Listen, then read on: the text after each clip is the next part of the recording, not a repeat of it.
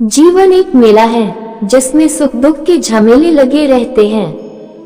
हर व्यक्ति के जीवन में एक ऐसा कठिन समय भी आता जब व्यक्ति निराश हो जाता है। ऐसे समय पर यदि धैर्य से काम लिया जाए और खुद को प्रेरित करके रखा जाए तो सफलता भी आपकी दहलीज पर दस्तक देती है। भगवान श्री कृष्ण कहते हैं, जो अपने कर्म के फल के प्रति आसक्ति को नहीं छोड़ सकते वे मार्ग से कोसों दूर हैं। अपनी इच्छा की शक्ति से अपने आप को नया आकार दें, अपने आप को कभी भी स्व इच्छा से नीचा न होने दें। इच्छा ही आत्मा की एकमात्र मित्र है और इच्छा ही आत्मा की एकमात्र शत्रु है। जिन्होंने खुद को जीत लिया है उनके लिए इच्छा एक मित्र है, लेकिन यह उन लोगों का दुश्मन है जिन्होंने अपने भीतर आत्मा को नहीं पाया है। सर्वोच्च वास्तविकता उन लोगों की चेतना में प्रकट होती है जिन्होंने खुद को जीत लिया है। शांत मन में, ध्यान की गहराइयों में आत्मा स्वयं को प्रकट करती है। स्वयं के माध्यम से स्वयं को देखकर एक आकांक्षी पूर्णता के आनंद और शांति को जानता है। कोई भी जो अच्छा काम करता है उसका कभी भी बुरा अंत नहीं होगा, न तो यहाँ और न ही आने वाले युग में। गंभीर तपस्या और ज्ञान मार्ग से ध्यान श्रेष्ठ है।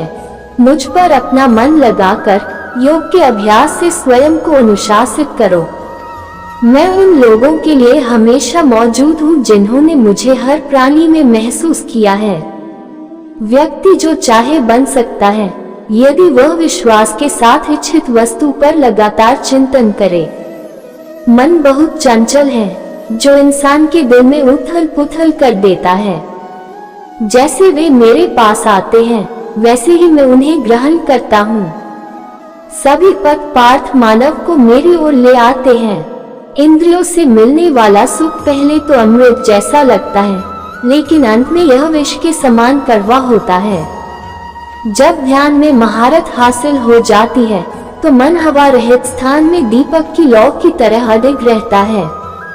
हे अर्जुन, तीनों लोकों में मेरे पाने के लिए कुछ भी नहीं है और न ही कुछ ऐसा है जो मेरे पास नहीं है। मैं अभिनय करना जारी रखता हूँ, लेकिन मैं अपनी किसी जरूरत से प्रेरित नहीं हूँ। कर्म मुझ पर इसलिए नहीं टिकते क्योंकि मैं उनके परिणामों से जुड़ा नहीं हूँ। जो लोग इसे समझते हैं और इसका अभ्यास करते हैं वे स्वतंत्रता में रहते हैं। ज्ञान की भेद किसी भी भौतिक भेद से बेहतर है क्योंकि सब कामों का लक्ष्य आत्मिक बुद्धि है। जैसे आग की गर्मी लकड़ी को राख कर देती है, वैसे ही ज्ञान की आग सभी कर्मों को भस्म कर देती है। अपना काम हमेशा दूसरों के कल्याण को ध्यान में रखकर करें। मैं उन्हें ज्ञान देता हूँ जो सदा मुझसे जुड़े रहते हैं और जो मुझसे प्रेम करते हैं। मेरी कृपा से कोई सभी कर्तव्यों का निर्वाह करते हुए भी बस मेरी शरण में आकर अनंत अविनाशी निवास को प्राप्त करता है। बुद्धिमान व्यक्ति कामुक सुख में आनंद नहीं लेता। जो कार्य में निष्क्रियता और निष्क्रियता में कार्य देखता है वह एक बुद्धिमान व्यक्ति है। मैं धरती की मधुर सुगंध हूँ, मैं अग्नि की ऊष्मा हूँ, मैं ही सभी जीवित प्राणियों का जीवन भी और मैं ही सन्यासियों का आत्मसंयम हूँ। तुम उसके लिए शोक करते हो जो शोक करने के योग्य नहीं है और फिर भी ज्ञान की बातें करते हो। बुद्धिमान व्यक्ति ना जीवित और ना ही मृत व्यक्ति के लिए शोक करते हैं। बुद्धिमान व्यक्ति को समाज कल्याण के लिए बिना आसक्ति के काम करना चाहिए। कर्म मुझे बांधता नहीं क्योंकि मुझे कर्म के प्रतिफल की कोई इच्छा नहीं। कर्म योग वास्तव में एक परम रहस्य है। कर्म उसे नहीं बांधता जिसने काम का त्याग कर दिया है। अपने अनिवार्य कार्य करो क्योंकि वास्तव में कार्य करना निष्क्रियता से बेहतर है। आत्मज्ञान की तलवार से काटकर अपने हृदय से अज्ञान के संदेह को अलग करके अनुशासित बनो। मनुष्य अपने विश्वास से निर्मित होता है। जैसा वो विश्वास करता है वैसा वो बन जाता है। इस जीवन में मनुष्य न तो कुछ खोता है और न ही कुछ व्यर्थ होता है। मन अशांत है और उसे नियंत्रित करना कठिन है। लेकिन अभ्यास से इसे वश में किया जा सकता है। केवल मन ही किसी का मित्र और शत्रु होता है। व्यक्ति या जीव का कर्म ही उसके भाग्य का निर्माण करता है। जब मानव अपने कार्य में आनंद खोज लेता है तब वह पूर्णता प्राप्त कर लेता है। नरक के 3 द्वार वासना, क्रोध और लालच हैं।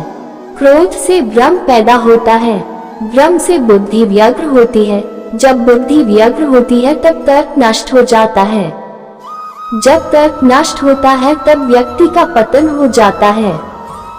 सदैव संदेह करने वाले व्यक्ति के लिए प्रसन्नता न इस लोक में है न ही कहीं और।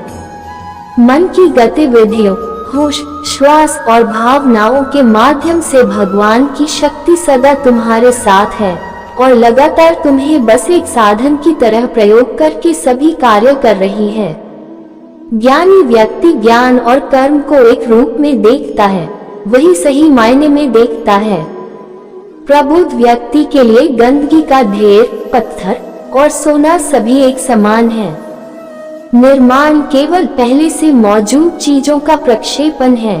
उससे मत डरो जो वास्तविक नहीं है, ना कभी था ना कभी होगा। जो वास्तविक है वो हमेशा था और उसे कभी नष्ट नहीं किया जा सकता। जन्म लेने वाले के लिए मृत्यु उतनी ही निश्चित है जितना कि मृत होने वाले के लिए जन्म लेना, इसीलिए जो अपरिहार्य है उस पर शोक मत करो। जो मन को नियंत्रित नहीं करते उनके लिए वह शत्रु के समान कार्य करता है।